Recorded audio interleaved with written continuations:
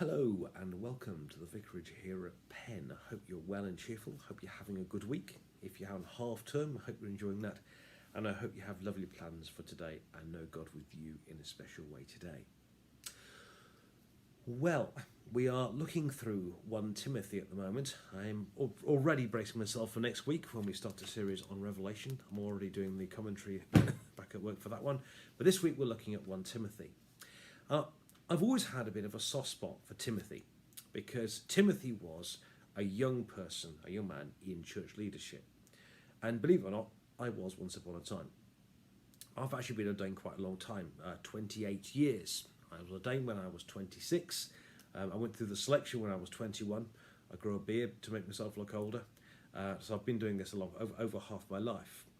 And with that in mind, because I was once a young Christian leader, I've always had a bit of a soft spot for Timothy, so I've always really enjoyed this book.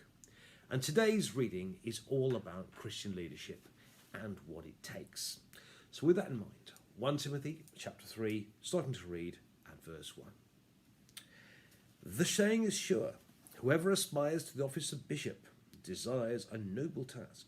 Now a bishop must be above reproach, married only once, temperate, sensible, respectable, hospitable, an apt teacher, not a drunkard, not violent but gentle, not quarrelsome, and not a lover of money. He must manage his own household well, keeping his children submissive and respectful in every way. For if someone does not know how to manage his own household, how can he take care of God's church? He must not be a recent convert, or he may be puffed up with conceit and fall into the temptation of the devil. Moreover, he must be well thought of by outsiders, so he may not fall into disgrace and the snare of the devil. And this is the word of the Lord. Thanks be to God. Well, as I say, once upon a time I was a young Christian leader and I was ordained when I was 26. And there's always a big debate amongst people, should ministers should wear dog collars or shouldn't? Well, I have to say, if you're ordained at 26, I'm very, very glad we're able to wear them, because when you went to someone's house, you didn't have to spend the first 10 minutes establishing you really, really were the vicar, because you looked too young, didn't you? Now, I want to say something immediately about being a Christian leader, and it's this. Firstly, if anybody aspires to be a Christian leader, and the word bishop there means overseer, episkopos, so it could be anyone that leads, really. One thing I've learned over the years, which is absolutely vital, is to have a very, very strong sense that God has called you. Not just that God's called you, but God has called you to be where you are now. And all through the years, I found it absolutely vital. Because especially when you get into hot water, and Christian leadership does involve sometimes getting into hot water, and boy, didn't St. Paul get into some of it, if you know that God has called you there, it's a huge reassurance when times get difficult.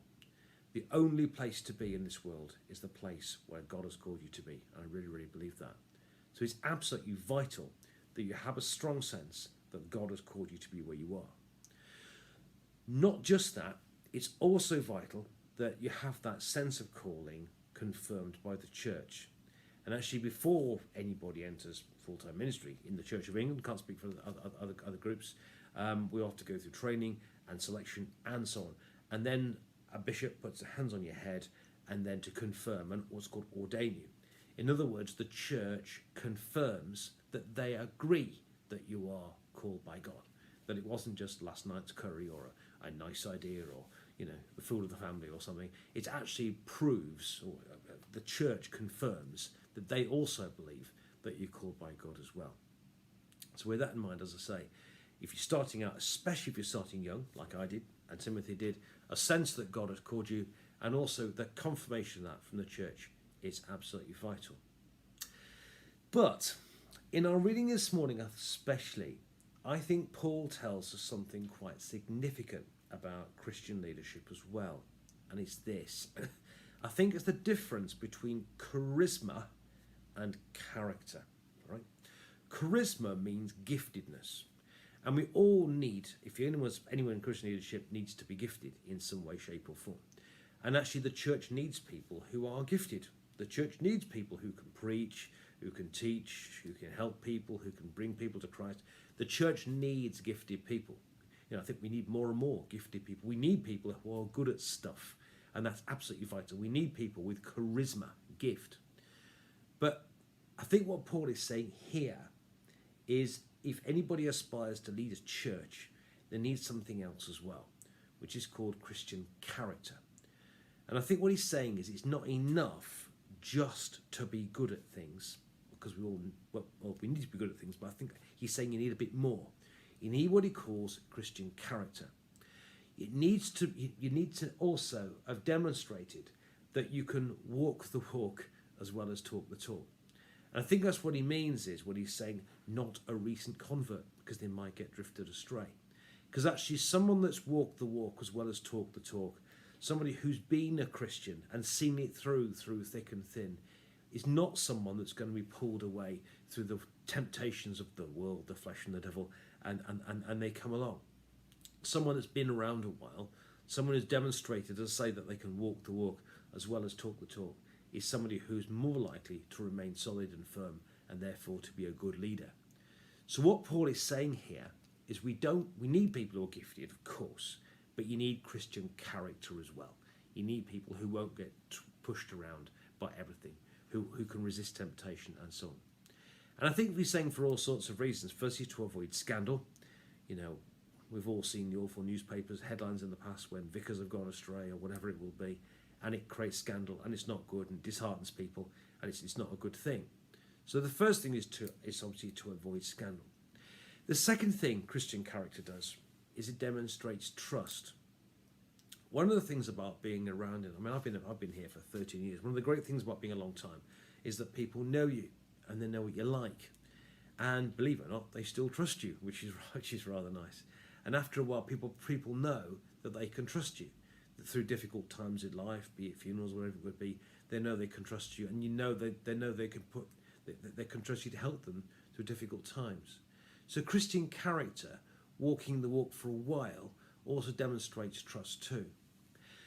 Thirdly, if you've been around a while, if you've got Christian character, it means that when you're a leader, you're a leader as someone's followers. It's an interesting thing that somebody once said, if no one's following you, you're not a leader. It's a good question. But as a Christian leader, people follow you. And actually, if you prove that you can walk through Christian faith and if you can do it, you can set a good example that other people can follow and other people can aspire to too. So, Paul is saying here that if anybody aspires to Christian leadership, and that description, I have to say, is absolutely terrifying. It's important. We need people who are good at things, but we also need people with a Christian character as well. We need people with integrity. We need people with resilience. We need people with character. And with that in mind, just to finish, I'd like to finish with a lovely little tribute I have. I had some great news yesterday. I spent some time in Malaysia 7 or 8 years ago, and I met up there some wonderful, wonderful people. And one was a priest by the name of Stephen Nabarro, who is a fantastic priest and a really, really God-given man with not only great charisma, but also great character, a man of huge integrity and faithfulness and prayerfulness, a man who truly does put God first. And I was delighted to see yesterday that he is to become the new diocesan bishop of West Malaysia. So, good news. God bless West Malaysia. God bless him and his family. But Christian leadership, hope this helps you. May God bless you and have a lovely day.